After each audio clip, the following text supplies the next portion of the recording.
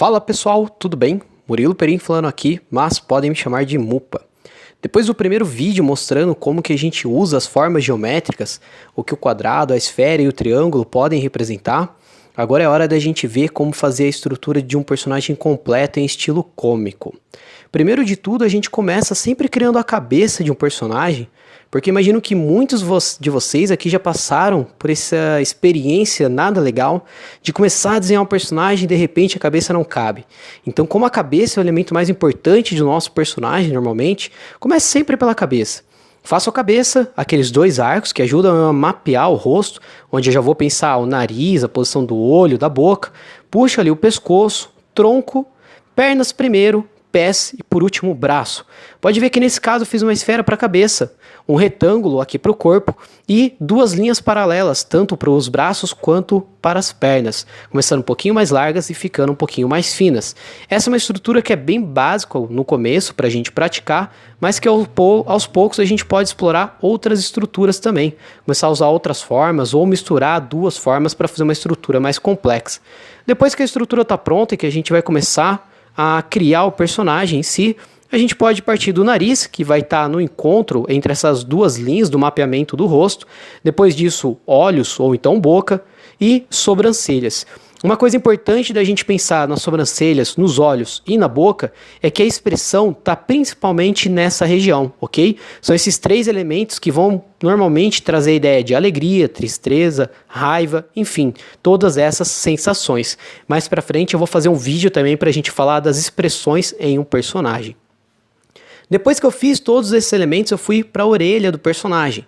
Importante a gente analisar o seguinte: a orelha ela costuma estar posicionada mais ou menos entre a altura dos olhos e do nariz. Depois então eu vou para o cabelo. O cabelo eu fiz em duas partes. Eu desenhei uma parte de dentro, essa parte que começa na orelha, passa pela testa e vai até a outra orelha, e a parte de fora. Eu nunca deixei nenhuma das duas tocar a estrutura e não fui simplesmente rabiscando a folha. Eu fui criando um formato, desenhando uma forma para ficar mais divertido. Depois disso a gente vai ali para a camiseta, coloquei algumas dobras na roupa. Para fazer dobra a gente pode fazer esse esquema de colocar duas linhas paralelas, e é importante imaginar o seguinte: se é uma dobra na roupa, a gente precisa de um volume um pouquinho diferente. Não pode ter exatamente o mesmo volume. Como assim? A linha da roupa ali nas costas dele, ela está descendo de uma maneira, mas quando aparece uma dobra, fica um pouquinho diferente essa linha. Ela tem uma entradinha ali, tem uma curvinha e depois ela fica muito mais larga. Assim vai parecer uma dobra.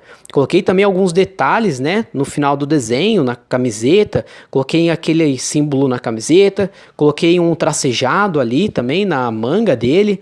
E na hora de fazer a parte das pernas, eu fiz primeiro um cinto para esse personagem, comecei a criar a calça também, pensando em dobras, e pensei em um outro detalhe para não deixar o personagem tão simples, como por exemplo a calça rasgada no joelho, uma parte ali mais larga, uma parte dobrada no final da calça.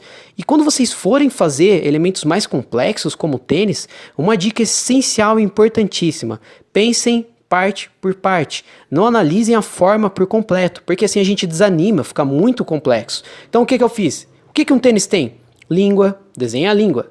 Cadarço, desenha o cadarço. Sola, pode ter uma ponta de uma cor diferente. Fui desenhando parte por parte e assim o personagem ficou muito mais interessante ali, o tênis, né, no caso, ficou muito mais interessante, muito mais chamativo. Por último, eu voltei ali nos braços e desenhei as mãozinhas.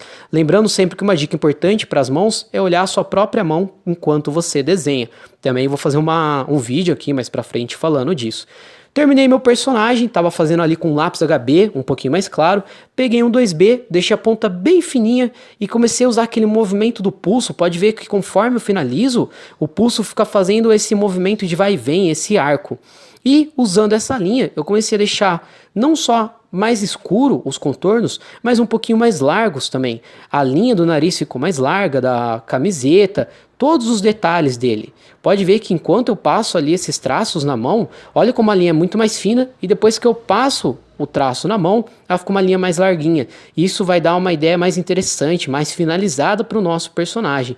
Também coloquei algumas áreas mais escuras, como a região preta dos olhos, e eu aconselho que vocês deixem um brilho para ele ficar com mais empatia, ficar mais simpático.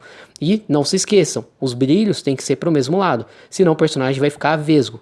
E também pintei uma região ali da boca, depois de separar os dentes, para dar essa profundidade, mostrar que é de fato a parte interna da boca do personagem.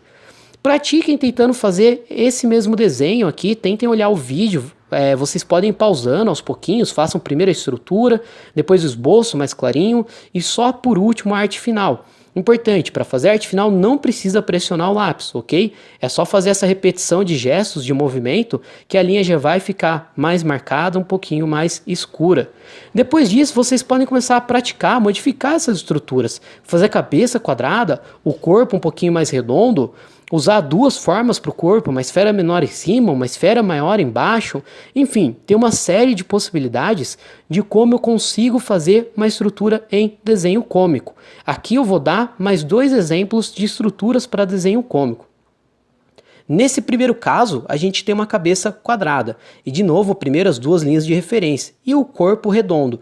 Essa linha central no corpo representa a direção do corpo, onde vai estar passando um umbigo, uma gravata, o centro de um cinto, e das bordas desse corpo é que eu começo a fazer as pernas e depois os pés. Eu coloquei 2 bolinhas ali no canto, na parte de cima do corpo, para representar o ombro. Isso me ajuda a ver se os ombros estão nivelados. Puxei ali os bracinhos também de uma maneira muito similar do primeiro e modifiquei um pouquinho a posição. Aconselho que vocês façam isso também aos poucos, tá? Já para essa segunda estrutura, eu fiz um triângulo por completo e eu comecei a dividir esse triângulo para fazer a cabeça, o tronco, depois puxando da parte central ali os braços e as pernas. Assim eu pensei em um personagem bem diferente. Aqui no final do vídeo a gente tem mais alguns exemplos misturando 2 formas geométricas para o corpo ou até para a cabeça. Bom, gente, por hoje é isso. Forte abraço, muito obrigado e até o próximo Rabisco.